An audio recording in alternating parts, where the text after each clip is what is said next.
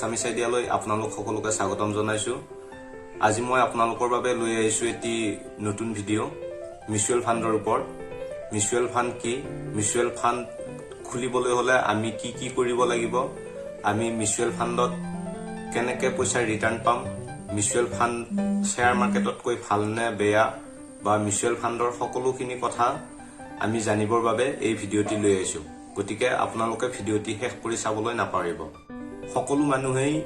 নিজৰ নিজৰ উপাৰ্জনৰ কিছু অংশ জমা কৰি যাব বিচাৰে। কিছুমানে সেভিংস একাউণ্টতে ৰাখি থৈ দিয়ে, কিন্তু সেভিংস একাউণ্টত যিবিলাকে পইচা ৰাখি থৈ দিয়ে তেওঁলোকে নিজেই গম পায় যে তেওঁলোকে পইচাটি যিমান দিনলৈ বা যেতিয়ালৈ ৰাখিম বুলি ভাবিছে বা যিমানখিনি জমা কৰিম বুলি ভাবিছিলে সেইখিনি পইচা ৰাখিব নোৱাৰে। কাৰণ হঠাৎ হোৱা বিপদত তেওঁলোকে পইচাটি উলিয়াই আনে আৰু তাৰ পৰা কোনো ধৰণৰ ৰিটাৰ্ণ পোৱাৰো সম্ভাৱনা নাথাকে।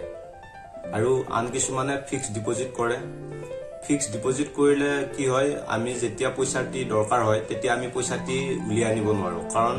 ফিক্সড ডিপজিটত আমি জানো যে লিমিটেড পিৰিয়ডলৈ আমি ফিক্স কৰি ৰাখিব লাগিব। তাৰ পৰা আমি 7 পৰা 8% ৰিটাৰ্ণ পাম যদিও আমি এটা লিমিটেড পিৰিয়ডলৈ ৰাখিব লাগিব। গতিকে আমি ফিক্সড ডিপজিট কৰিলে আমি হয়তো বিপদত পইচাটি নাপাবও পাৰো। এতিয়া আমি শ্বেয়াৰ মাৰ্কেটত পইচা ইনভেষ্ট কৰিব পাৰো, কিন্তু বন্ধুসকল শ্বেয়াৰ মাৰ্কেটত পইচা ইনভেষ্ট কৰাটো বহুত জটিল হয়। আচলতে শ্বেয়াৰ মাৰ্কেটৰ সম্পূৰ্ণ জ্ঞান নোহোৱাকৈ আমি যদি শ্বেয়াৰ মাৰ্কেটত পইচা ইনভেষ্ট কৰো তেতিয়াহ'লে আমাৰ সকলোখিনি মূলধন আমাৰ নষ্ট হৈ যোৱাৰ সম্ভাৱনা থাকে। যদি আমি শ্বেয়াৰ মাৰ্কেটৰ বিষয়ে একো নাজানো, আমি যদি শ্বেয়াৰ মাৰ্কেটৰ কথা একো নজনাকে আমি যিকোনো শ্বেয়াৰত ইনভেষ্ট কৰো বা শ্বেয়াৰ মাৰ্কেটৰ যিবিলাক ইন্ট্ৰাডে ট্ৰেডিং আছে, অপচন ট্ৰেডিং আছে, ইকুইটি ট্ৰেডিং আছে, কমোডিটি মাৰ্কেট আছে, এই সকলোতে যদি আমি একো নজনাকৈ ইনভেষ্ট কৰো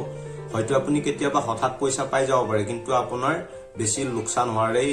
সম্ভাৱনা থাকিব। গতিকে শ্বেয়াৰ মাৰ্কেটত ইনভেষ্ট কৰাটো অলপ জটিল। এতিয়া মিউচুৱেল ফাণ্ডত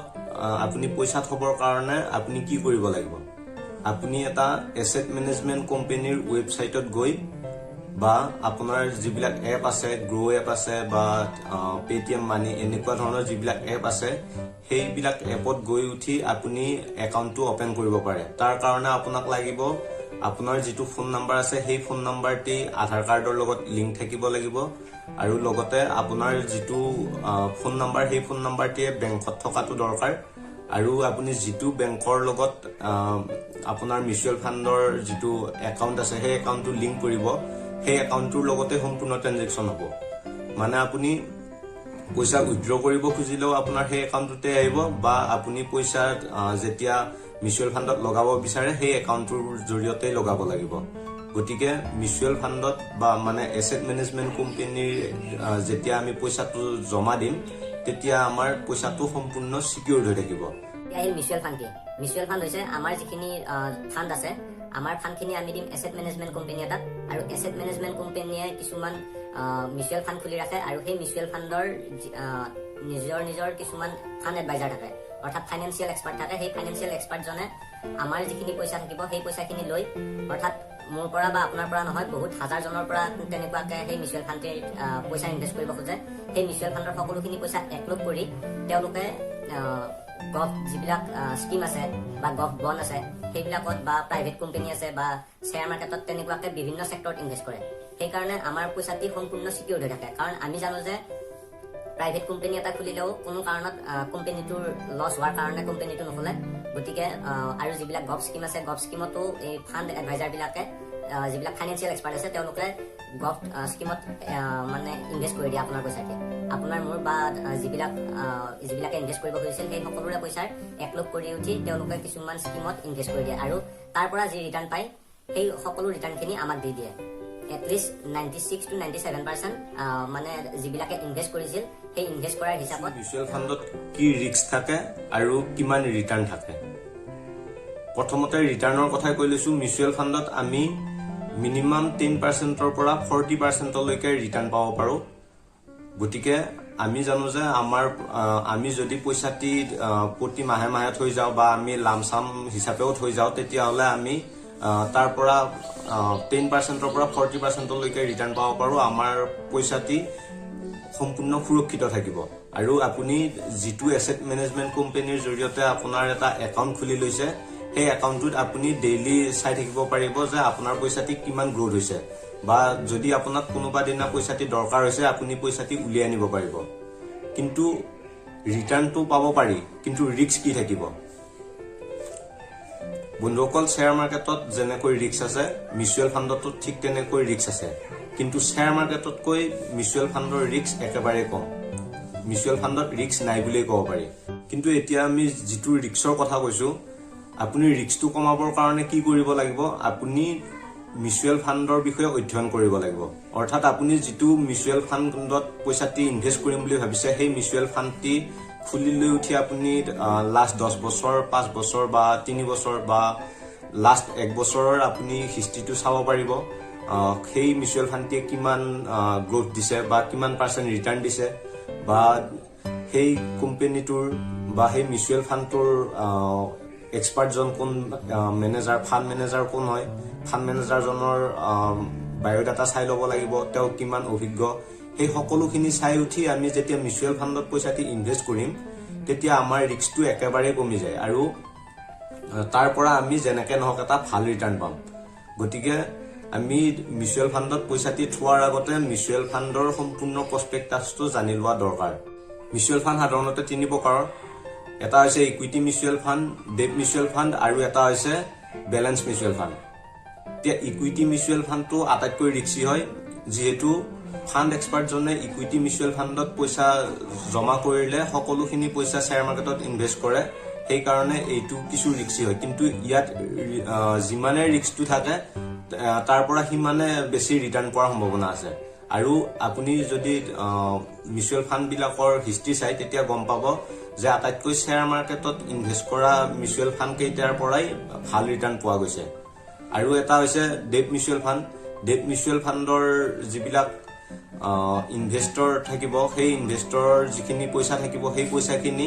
গভ স্কিমত ইনভেষ্ট কৰে আৰু তাৰ পৰা ৰিটাৰ্ণো কম পায় আৰু ৰিস্কটোও বহুখিনি কমি যায় আৰু এটা হৈছে বেলেন্স মিউচুৱেল ফাণ্ডত কি হয়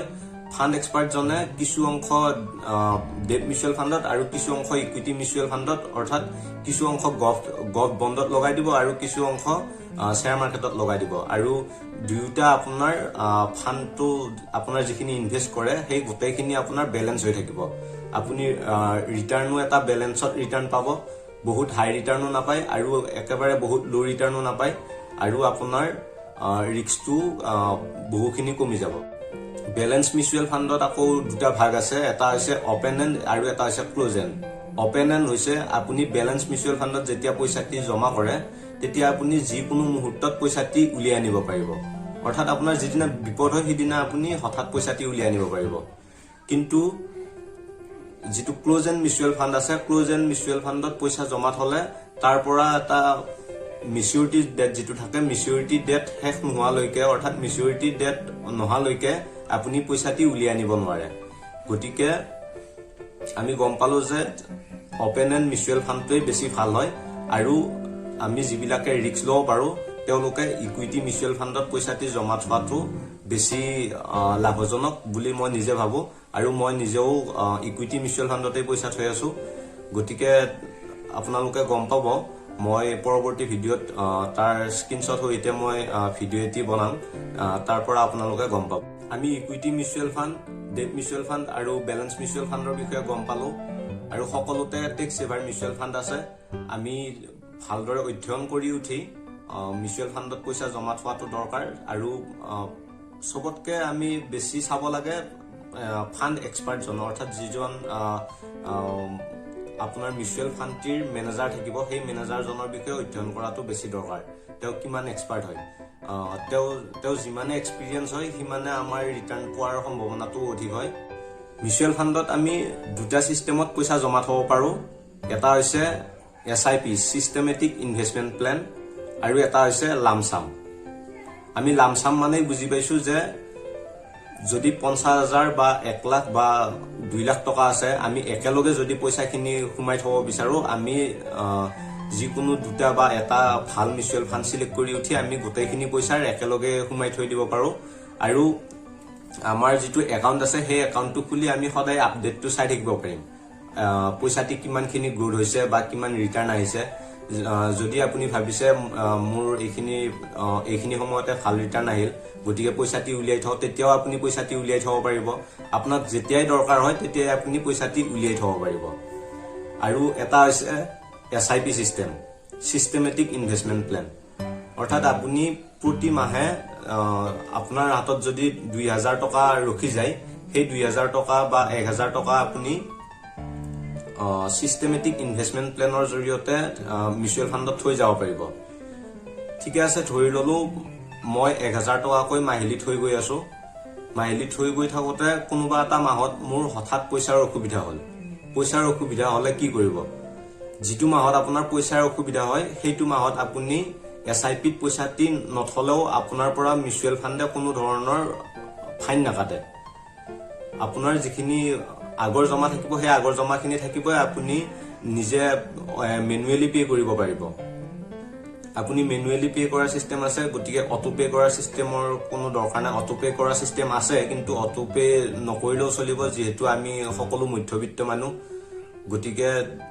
মধ্যবিত্ত মানুহৰ সদায় পইচাৰ নাটনি হয় যিখিনি পইচা ৰাহি হয় সেইখিনি আপুনি যিদিনাই ইচ্ছা সিদিনাই থব পাৰে বা SIP সিস্টেমত যদি খোলে SIP সিস্টেমত আপুনি মাহিলি এটা তাৰিখ ঠিক কৰিব লাগিব বোলে মই প্ৰতি মাহৰ 10 তাৰিখে পইচা জমা থম